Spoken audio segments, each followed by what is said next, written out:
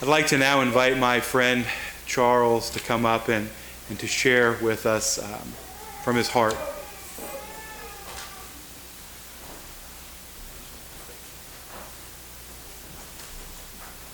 Thank you, Jeff, and thank you for inviting me to be here. It truly is an honor. It's always fun for Kathy and me. I will use Foxy, since most people know her here as Foxy. It's always fun for us to come to Portland, but to be here in this building, the church where she grew up, and the church that is very, very special to both of us, because we were married in that chapel just right across the way almost 55 years ago. Pat was our maid of honor, so you'd think it'll last, Pat? and just as importantly, some of my best friends in the whole world are sitting out there this morning, and it is truly an honor and a thrill to be here. And what an honor to be with you on Pentecost Sunday, the anniversary of Christianity, the anniversary of the church. A few days ago, Jeff wrote very eloquently about Pentecost and about how the apostles received the gift of the Holy Spirit on that Sunday morning, and began to speak in such a miraculous way that everyone present heard that message in their own language. They communicated so well that 3,000 people believed in Jesus and were baptized that morning, and the church was born.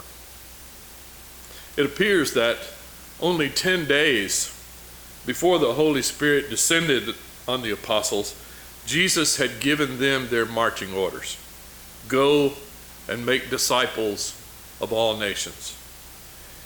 And they began that quest only 10 days later on Pentecost Sunday.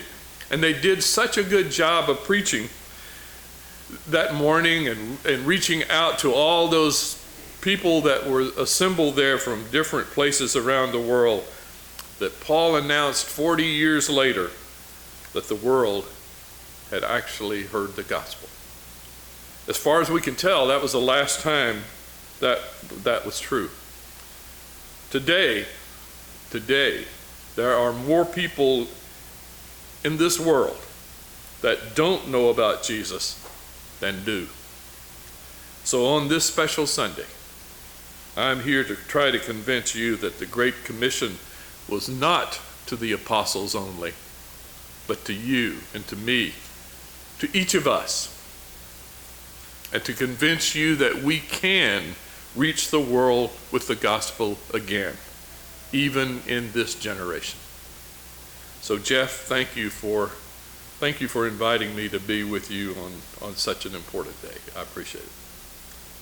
I bring you greetings from Franklin, Tennessee, Anchor Point, Alaska, Majunga, Madagascar, St. Petersburg, Russia, Hong Kong, China. I forgot Chengdu, China this morning. Chengdu, China, Cairo, Egypt, Manila, Philippines, Miami, Florida, and Los Angeles, California. We have staff members in all of those places. And when we call our organization World Christian Broadcasting, it has two meanings. We not only broadcast all over the world, we live all over the world. You're probably asking, what is a World Christian Broadcasting? Quite simply, we're the people who own and operate KNLS, the international shortwave radio station in Anchor Point, Alaska. All of our messages and programs are produced in Franklin, Tennessee. We broadcast 20 hours each day, 7 days a week. We spend 10 hours speaking in the Chinese language to the Chinese people in their language, 5 hours speaking in Russian to what was the Soviet Union, and 5 hours every day speaking in English to the people who live on the Pacific Rim: Japan, Indonesia, Philippines, Australia, New Zealand, and other people throughout that area of the Pacific Ocean. Our programs are presented in a magazine format, each 1 hour in length, but it's made up of pieces of 3 to 5 minutes each. Our sound, if you've ever listened to it, is similar to NPR's All Things Considered. Each hour contains American music, current events, devotionals, and Bible readings. And our job is to make sure that our listeners continue to listen. You know the old saying, don't touch that dial. So we use good American music our listeners want to hear, and we also talk about current events around the world. We do English tutorials on all of our broadcasts, give other programs of interest on how to raise children, finances, interviews with writers or other well-known people around the world. Our entire purpose is to meet our listeners where they are and to make friends with them. They won't become friends with us until they know we're telling the truth and they can trust us. And they won't listen to anything we say about Jesus until they trust us and feel we are their friends. After the programs are produced and recorded in our state-of-the-art digital studios, each day's program is transported to Anchor Point, where they're broadcast over our fully automated station in Alaska. Our two 100-watt transmitters produce a powerful, powerful signal of better than 16 million watts when the signal actually leaves the antenna. As I mentioned this morning, if you walk outside with a light bulb in your hand, it will come on. I don't know what that does to your heart, but Kathy nor I have tried that, but I've seen it. Those antennas are larger than 2 football fields. They're 360 feet high, 360 feet wide, about 3 acres each. And because of that power and that size, we can be heard anywhere in the world at any given time. We don't target the entire world, however. We only target the areas I mentioned, Russia, China, and the Pacific Rim. That's 1/2 of the world's population, but we have received mail from every country in the world indicating that we are heard all over the world. And we're well known throughout the world, not only by our regular listeners, but by the broadcast giants of the world. BBC, Voice of America, Radio Russia, Radio Australia, and I could list more, all respect our work and cooperate with us. We have produced programs that were heard on Radio 1 in Russia, Radio Central in Moscow, and Wave Radio in Izhevsk, Russia. But we don't want to stop there. For quite some time, our dream has been to find a place on this earth from which we can reach the rest of the world. About 6 years ago, we asked our Vice President of Engineering, Kevin Chambers, to determine from his signal propagation software the best place on earth to reach the Middle East in particular, and the rest of the world in general. We had, over the period of a couple of years before that, checked out sites on Malta, Kubala, Palau, Rhodes, Bulgaria, and the little town of Lidomysl in the Czech Republic. To make a long story short, we ended up in Madagascar at the invitation of its president. Today, we own 71 acres of land that are in the perfect spot to reach essentially the rest of the world, and particularly that part of the world known as the 1040 zone. And I'll mention some more about that in just a moment. The station is built in Madagascar. The 3 antennas are up. The 3 transmitters are sitting in Houston, Texas. They're in shipping containers, sitting in a dock warehouse in Houston. They're ready to travel. And it'll take about 2 months on the ocean for them to get to Madagascar. We're waiting for one thing before shipping them: a signature from the Minister of Communication of Madagascar. Our call letters will be MWV, Madagascar World Voice. And to our present languages, the Russian, Chinese, and English, we will add the following language services: Arabic, Spanish, Portuguese, and African. From Madagascar, we will be able to put a 90% signal, that's the sound of a local station, into every capital city where Arabic is the official language. In addition, we'll be able to reach all of Africa, India, Western Europe, Southern and Western China, Indonesia, and even South America. When we combine our Alaska broadcasts with those from Madagascar, we will have a potential audience of better than 90% of the world's population.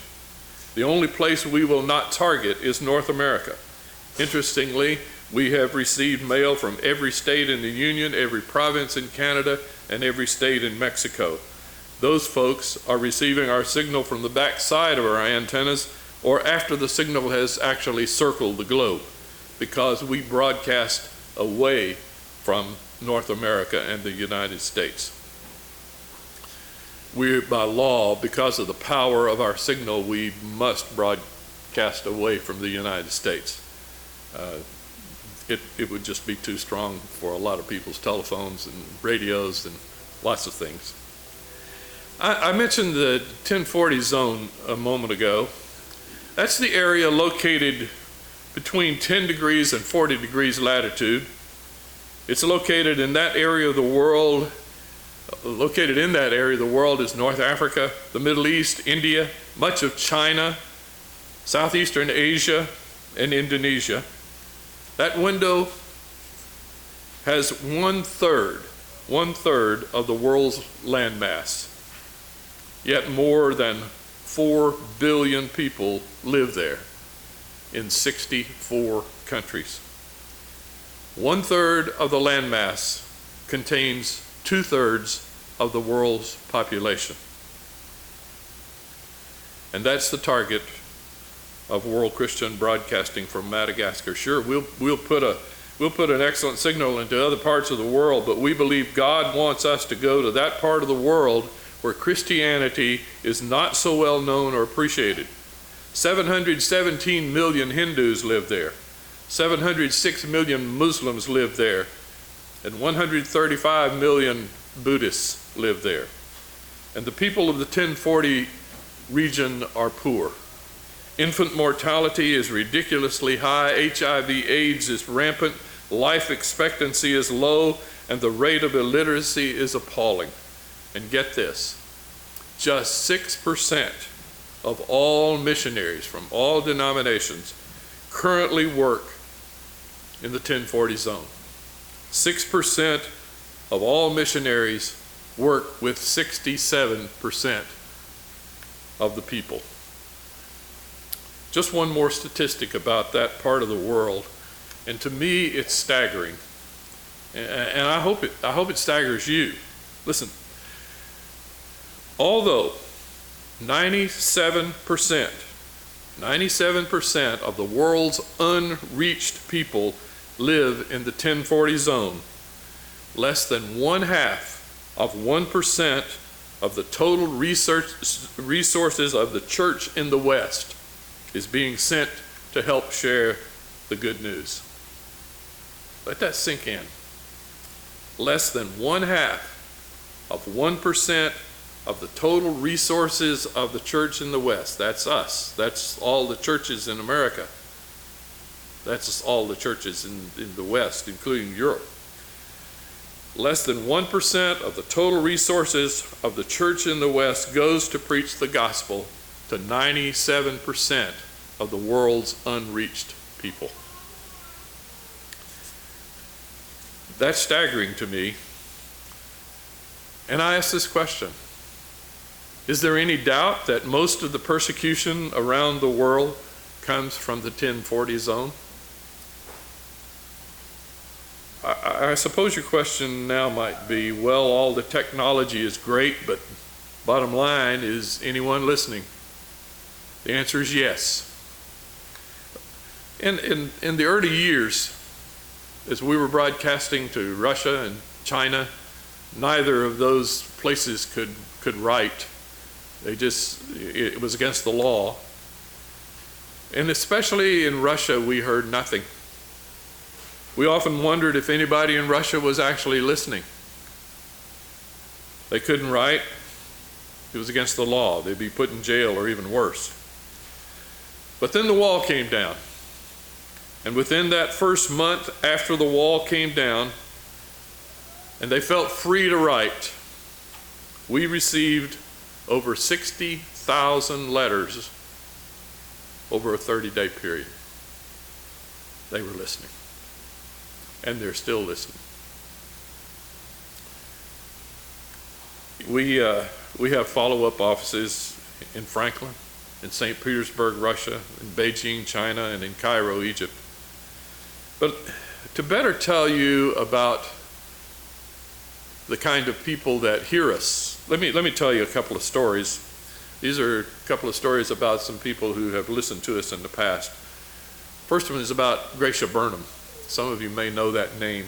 She was certainly in the news for quite a while. For more than a year, Martin and Gracia Burnham were held captive in the Philippines because of their work as missionaries. They've been kidnapped by the Abu Sayyaf, which is part of Al-Qaeda. And after a harrowing boat trip to an isolated island, they were forced to run with the terrorists as they were being chased by the Philippine army. In an effort to rescue the team on June the 7th, 2002, Martin was killed and Gracia was wounded. On Friday, June the 14th, 2002, there was a memorial service in Rose Hill, Kansas to remember Martin. And at the end of the service, Gracia spoke to the press for the first time. She told reporters of a time during their captivity when Martin got up enough courage to ask the terrorist commander to borrow his shortwave radio.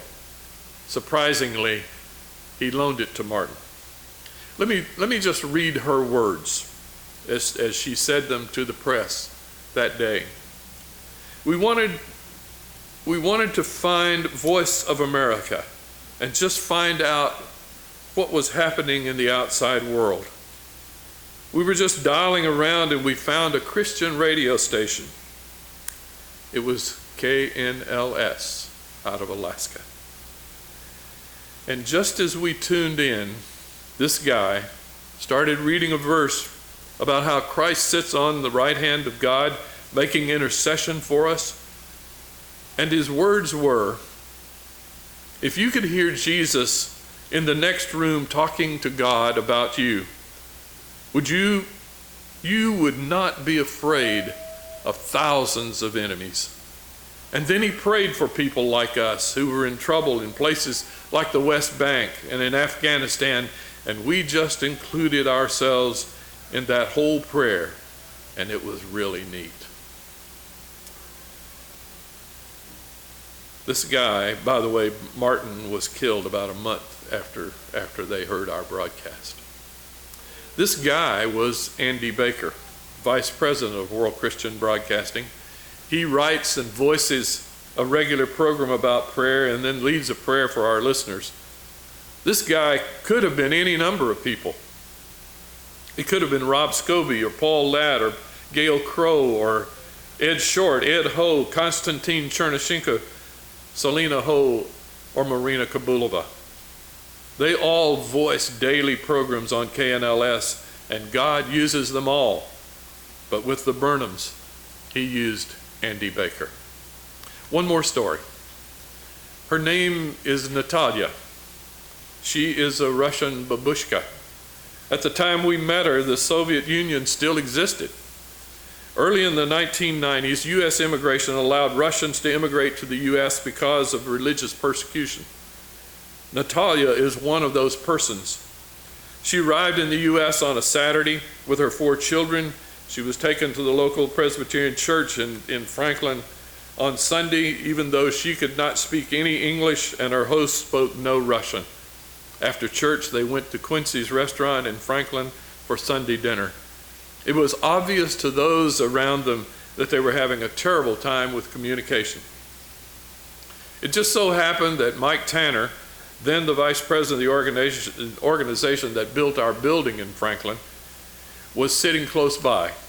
And he went to them and told them he knew someone who could help them.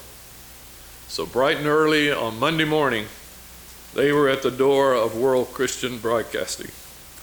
Natalia was introduced to Galina Caudill of our Russian staff. And Galina helped the family with questions about schools and doctors and housing and all those things you need to know when you're first moving into a place. And after they visited, Galina led them through the building. And in our central conference room, we have a large wall-sized map. And Galina pointed out the map and the location of KNLS. When Galina said KNLS, Natalia gasped and repeated questioningly, KNLS, KNLS, we're at KNLS? She and her children literally went to their knees. Tears began to run down her cheeks as she explained she had lived in a village with no men, only women and children. Men were not allowed to be believers. She and all the other women were believers. Her husband was a believer, but was afraid. Her father had been shot and killed because of his belief. At times, Natalia and her children were forced to eat grass from the fields in order to survive. Natalia had listened to KNLS for 7 years. She said, "It is my Bible." She copied the scriptures and then taught them to the children, and now here she was at the very place that had been her only encouragement for all those years. God's word does not return void. It accomplishes what he wants it to accomplish. Listen to the words of Paul to the church at Corinth. When I came to you, brothers, I did not come with eloquence or superior wisdom, as I proclaimed to you the testimony about God, for I resolved to know nothing while I was with you except Jesus Christ and him crucified. Quite frankly, our brother Paul just described the mission and the purpose of World Christian Broadcasting.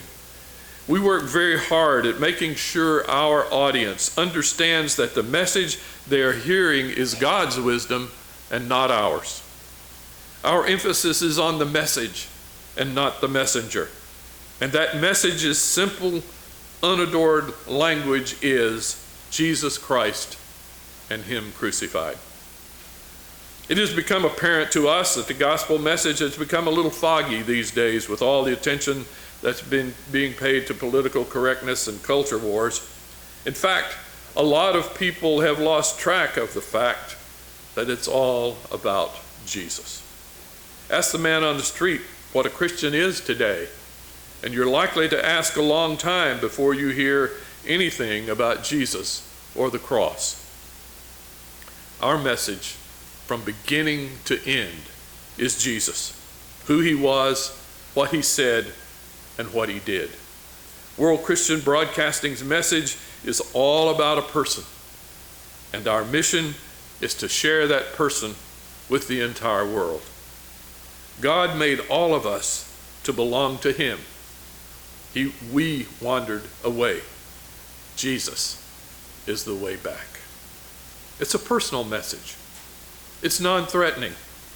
Our main concern is to introduce ourselves to those who listen, and in doing so, to introduce them to Jesus. And after all, that's who it's all about. Jesus came to save us, to unite us, to teach us to love one another. Along the way, a lot of stuff has been added to this, and I'm pretty sure that stuff doesn't help us do what we're supposed to be doing. And what is it we're supposed to be doing? At the risk of oversimplifying things, we're supposed to be doing the Great Commission.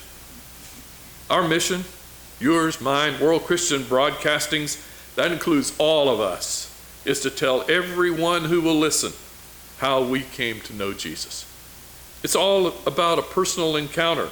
We introduce him to others through our own story. Do you remember the story of the blind man Jesus healed by covering his eyes with mud and telling him to go wash in the pool of Siloam?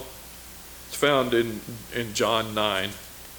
When the religious leaders got wind of the miracle, they started to question the man, wanting to know who healed him, how it happened, where the man who healed him was now, and even demanding of his parents whether the son was in fact born blind.